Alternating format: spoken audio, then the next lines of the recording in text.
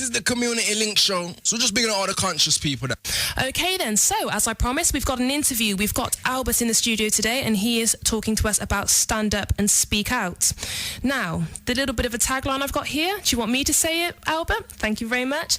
It asks, are you aged 14 to 25? Are you living in Gloucester?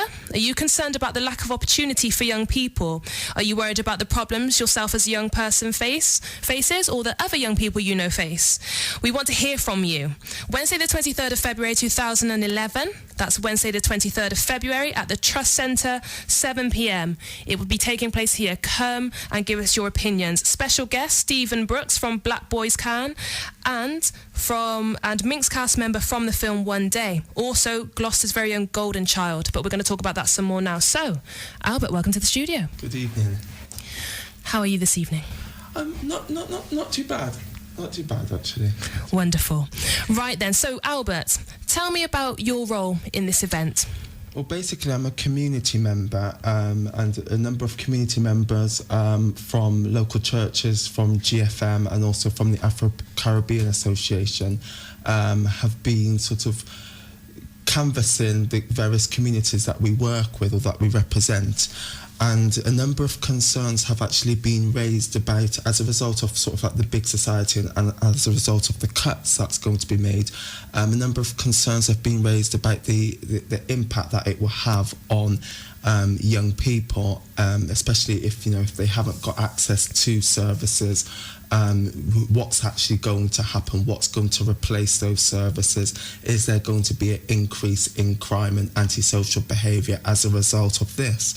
And this has been going on from December, really, and we're now at the stage where whereas as adults and as community representatives, we know ourselves the impact. This event is basically trying to get young people to come out and actually to air their views as to what they actually think about the cuts, hence why the title Stand Up, Speak Out, because it's only really that that change will happen as a result of the young people actually voicing their concerns that they have, and then we as community representatives can actually help support the young people to sort of articulate their views.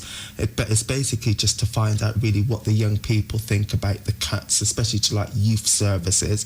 To the young people it might not be an issue, but to others it actually, when they think about it, do they actually want to be outside 5 days a week, or would they actually prefer to have like a youth provision that they can actually go to? So that's what the event is really about. So it's by young people for young people.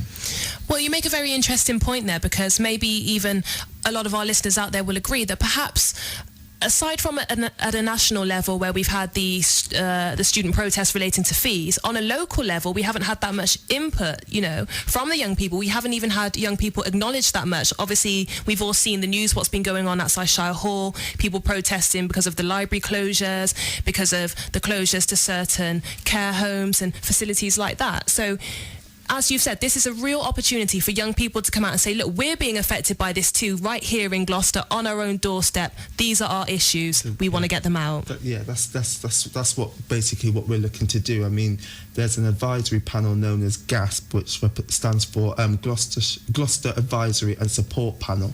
And basically what we're looking to do is to collate the views of young people and also collate the views of adults. So sometime later on in the year, I think in March, we're planning to have like a public meeting, because usually what happens, like with say like the libraries, for example, there's been like huge public meetings, and when you go to those meetings it's mainly adults, and okay, with the libraries, yes, it will affect mainly the adults, but it will also affect to some extent the young people. So with this angle that we're taking in terms of Stand Up, Speak Out, we're trying to get the young people to say, well, actually what they actually feel about the cuts, the proposed cuts, and what they would like actually done about it, so we can actually move forward really in that way. Because I read somewhere, and this is tying into what you said, are you guys essentially acting as a bridge then? Because you said you'll take the views to local MPs, you'll take it to the councils, the county council, the city council. So are you going to act as, because sometimes young people feel like they express their views but they're not taken seriously because of their age? I mean, already there's been various pieces of work which has been already undertaken. For example, the member of the Youth Parliament, for example, they have actually been out canvassing, as well as other agencies.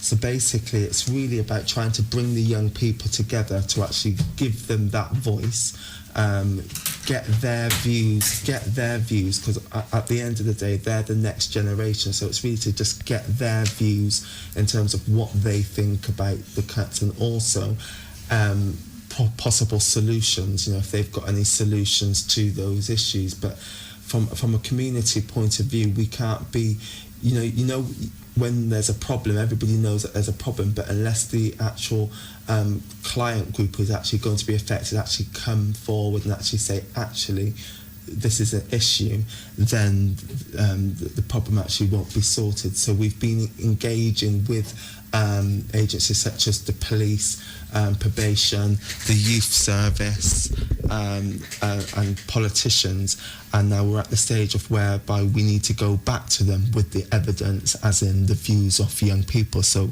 by having this event, we'll be able to record the event and actually take that back to the various agencies and actually say, well, these are the views which we've actually collated from the young people, to try and ensure that their voices are actually heard. And as I said, further on in March, we're planning to have an event which will involve the wider community, as in parents, because obviously if you live in neighbourhoods, for example, we can only assume, that, there's going to be an increase in antisocial behaviour, and obviously, stop and search, and obviously those sort of issues are going to emerge. So basically we're trying to actually try and identify the problem now, identify solutions, and actually raise them rather than waiting for it all to escalate and then be sort of like raising an issue there. Well, you've raised a fantastic point, and I'm especially keen on what you've just said there about bringing the adults in March, because as well as it being about community engagement, it's about having the adults backing.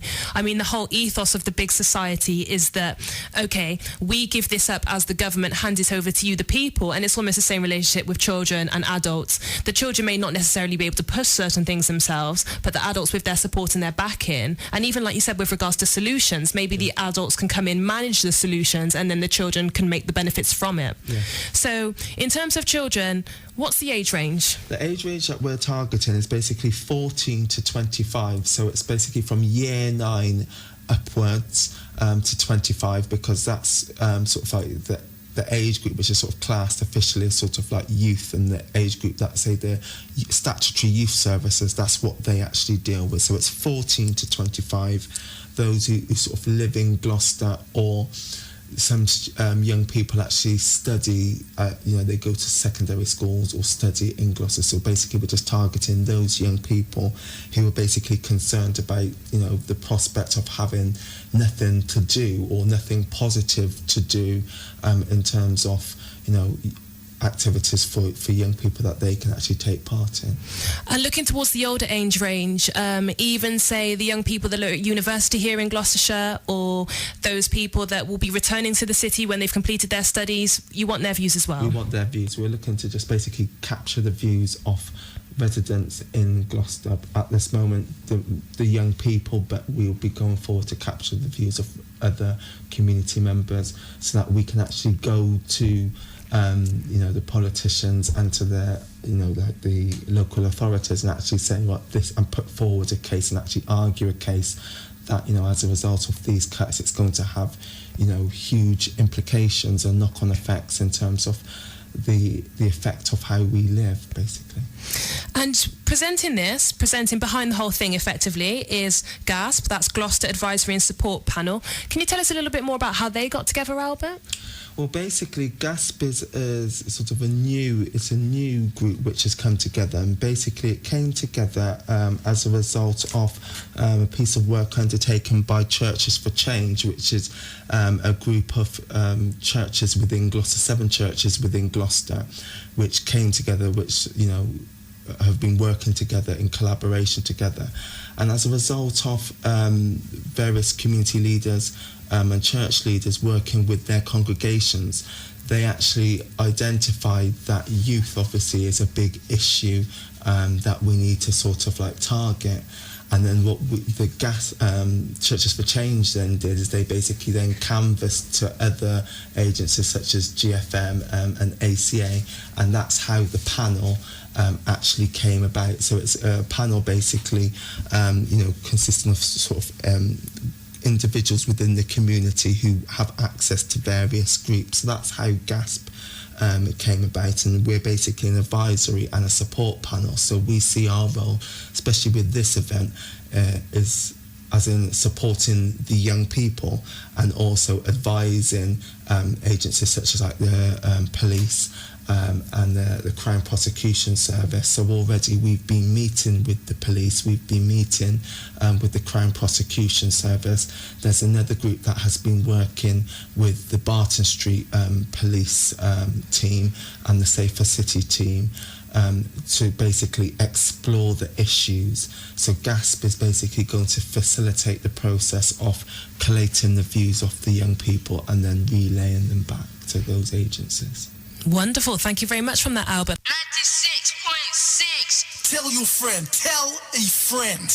96.6 GFM.